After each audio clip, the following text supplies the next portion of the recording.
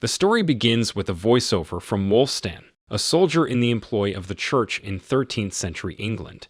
As an enforcer of the church's will, Wolfstan is one of a group who roots out and hunts down all traces of infidelity and sacrileges against God. The opening voiceover talks about the bubonic plague decimating life across England. Many people believe the plague is a divine punishment sent by God to scourge the unfaithful, but Wolfstan questions what amount of sin would warrant a punishment as cruel and merciless as the plague. He believes the plague is the result of people in league with the devil, and he and his fellow soldiers must hunt down and destroy those devil worshippers responsible for the plague. Osmond is a young novice monk going into a nearby town on an errand. He stops to see Averill, a beautiful young woman who is in love with him. Osmond convinces Averill to leave town because of the plague's spread. He wants her to run and hide in a forest. Averill begs Osmond to go with her, and tells him that she will wait 1 hour each day, at dawn, by a particular landmark in the forest for 1 week. After that she will know he is not coming. Osmond is torn between his love for Averill and his vows to God. Back at his monastery, he falls to his knees and prays fervently for a sign that will help him choose. A day later, a troop of church soldiers arrives at the monastery. The soldiers are led by Ulrich, an aide to the local bishop. Ulrich and his men, including Wolfstan, are on their way to a remote village at the edge of a large marsh to investigate stories that it is free of the plague. Ulrich is at the monastery to conscript one of the monks as a guide to lead the soldiers through the marsh to the village. Osmond, having grown up in the area, sees this as the sign he prayed for, as the expedition must pass through the forest where he sent Averill into hiding. He eagerly volunteers to guide the soldiers. Along the way, in the woods, the soldiers pass by a group of villagers preparing to burn alive a woman suspected of witchcraft. Ulrich interferes and unties the woman, leading her away only to cut her throat with a dagger. He tells Osmond that as soon as the soldiers left, the villagers would have promptly seized the woman again and carried on with the execution. The woman was as good as dead when they encountered her, and all Ulrich could hope to do was make her death painless and quick. They are passing through the forest where Averill is in hiding and make camp. At dawn, Osmond hurries to the landmark where Averill told him to meet her. He finds only her scarf and a group of bandits. Osmond makes it back to the camp, but the brigands track him there and attack the soldiers. The soldiers slay most of the brigands, but a few manage to escape with the soldiers' horses, forcing them to go the rest of the way on foot. They arrive at the village and are greeted by Hob, who welcomes them when they say are travelers seeking shelter for the night. Osmond, who is wounded, receives treatment from the town herbalist, Langiva. They are all invited to dine with the villagers in the evening. But slowly signs start to come out that things are not as they appear in the quiet, peaceful village. Langiva saw right through Ulrich's story, as she tells Osmond. Seeing the look about him, she trusts him with knowing that she harbors a resentment toward the pious and holy as they killed her husband. Shortly before dinner, she brings him to a field where a number of scarecrow-like effigies are on stakes, but Langiva tells Osmond that they are in fact the remains of the last church party that sought to kill them for perceived heresies and sacrileges. Then she reaches into what appears to be a shallow grave and pulls out Averill. Ulrich has found an idol that to him is proof that the village is without God, and for that they must all pay. But it is Ulrich and all the others who are about to be betrayed. Their food and drink at the dinner was drugged. They all come to at dawn, bound in a deep trough filled to their waists with water. All the village is gathered around, and Langiva is to preside over their trials. The village has become strong in its sense of community and having all renounced God. Now they intend to do the same with the soldiers, all of whom are defiant and ready even to wrestle each other over the right to die first in God's name. The village chooses Frith to be first. They bind him to a cross, ready to kill him slowly and painfully unless he renounces his faith. But Frith's profession in the church is a torturer. He inflicts torture on perceived heretics, witches, and those accused of being ungodly.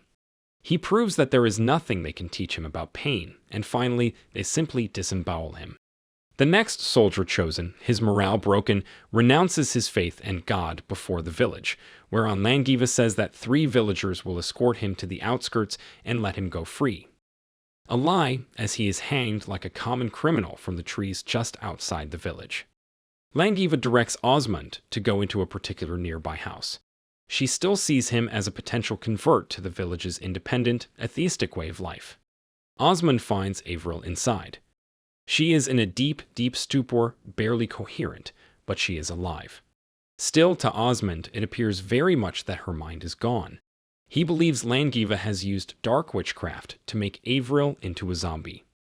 Grieving and desperate to see Averill spared any pain and suffering, he takes a knife and grants her release through death, carrying her body out back to the village square.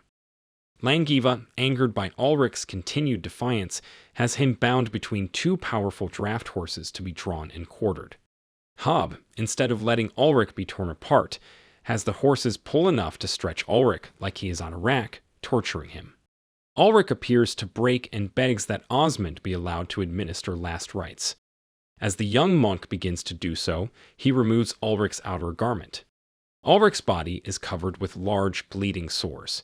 He has contracted the bubonic plague, and has now brought it to the village as his instrument of dark justice for its ungodliness. The villagers begin to scatter, spooking the horses, who tear Ulrich apart.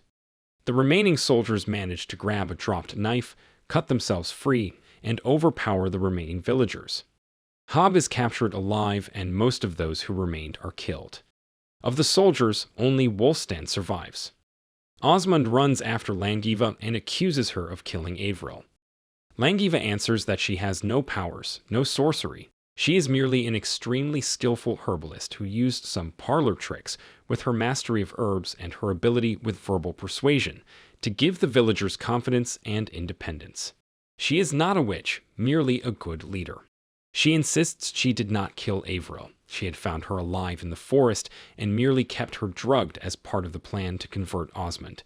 As she walks away, Osmond begs Langiva to bring Averill back, but she coldly tells him she has no power to do so. She scornfully suggests he pray to God and ask him instead. Wolfstan places Hob in a restraint device hooked up to the wagon they brought. He is bringing Hob back to the church to be put on trial as the village necromancer.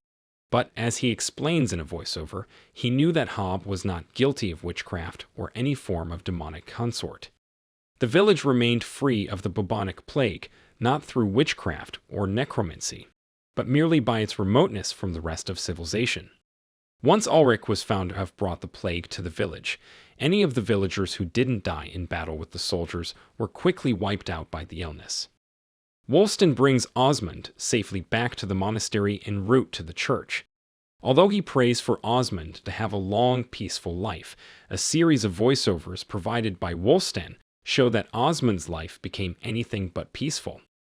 Wolfstan explains that he never saw Osmond again, but heard the terrible stories. Averill's death left Osmond nearly mad with grief. Desire for vengeance on Langiva turned his heart stone cold, and he took up the sword as an inquisitioner for the church, leading merciless crusades against perceived witches. He saw Langiva's face in every woman who was tortured and killed at his command.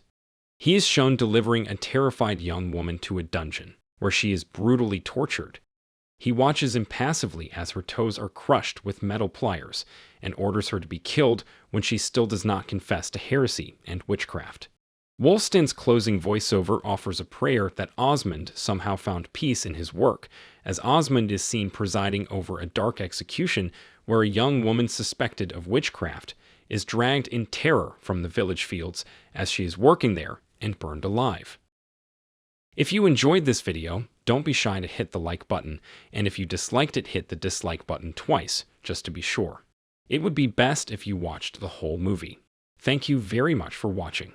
Please subscribe for more videos like this.